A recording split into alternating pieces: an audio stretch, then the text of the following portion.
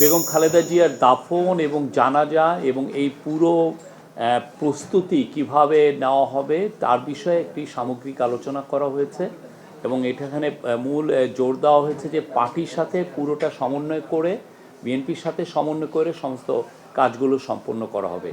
তো আপাতত যেগুলো ডিসিশন হয়েছে সেটা হচ্ছে যে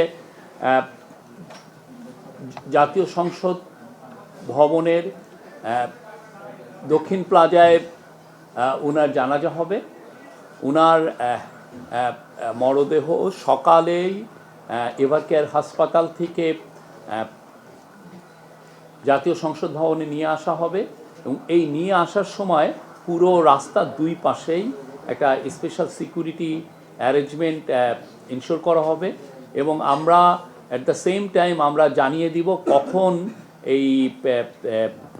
এই পুরো গাড়ি মরদেহবাহী গাড়িটা কখন রওনা দিবে এবং এটাকে ফুল রাষ্ট্রীয় অনারে ওনাকে নিয়ে আসা হবে দক্ষিণ প্লাজায়, জাতীয় সংসদ ভবনের দক্ষিণ প্লাজায়। সেখানে জানাজা হবে। জানাজায় মাননীয় চিফ অ্যাডভাইজার থাকবেন আর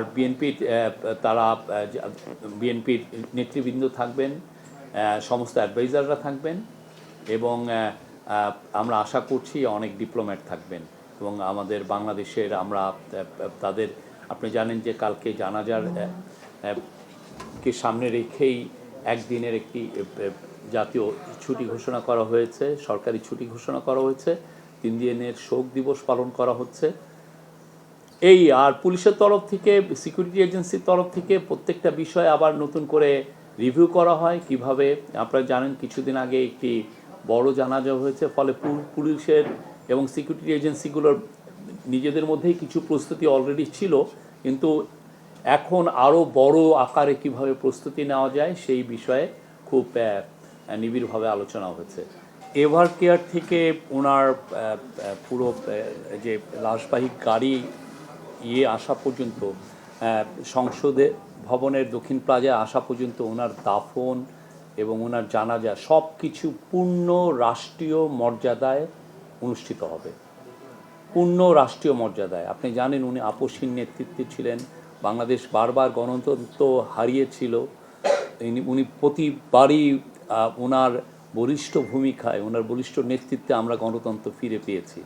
তো ওনাকে পূর্ণ রাষ্ট্র, উনি 3 বারের প্রধানমন্ত্রী ছিলেন, উনি শহীদ রাষ্ট্রপতি জিয়াউর রহমানের স্ত্রী ছিলেন এবং ওনার 40 বছরের একটি 45 বছরের প্রায় একটি পাবলিক সার্ভিস আছে, দেশের জন্য উনি যা করেছেন এটা অতুলনীয়। আর এই পুরো বিষয়গুলো ওনাদের সাথে আমাদের পুরো কোঅর্ডিনেশন হচ্ছে, কোঅর্ডিনেশনের জন্য স্পেসিফিক আমরা মেনটেন করছি, কমিউনিকেশন মেনটেন করা হচ্ছে। প্রত্যেকটা অনুষ্ঠান আমরা সুন্দরভাবে সুচারুভাবে করার সর্বোচ্চ চেষ্টা করছি এবং এই বিষয়ে তারা আমাদেরকে, পার্টির তরফ থেকে আমাদেরকে পূর্ণ সহযোগিতা দেওয়া হবে। আমরাও তাদেরকে বলেছি আপনাদের যে ধরনের সহযোগিতা লাগে সেটা গভর্নমেন্টের তরফ থেকে দেওয়া হবে। না, এই জন্যই তো পূর্ণ আমরা সর্বোচ্চ সিকিউরিটি কালকে ইনশিওর করা হবে।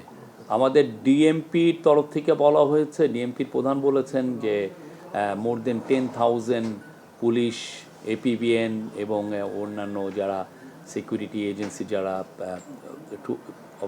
অফিসাররা আছেন তারা থাকবে।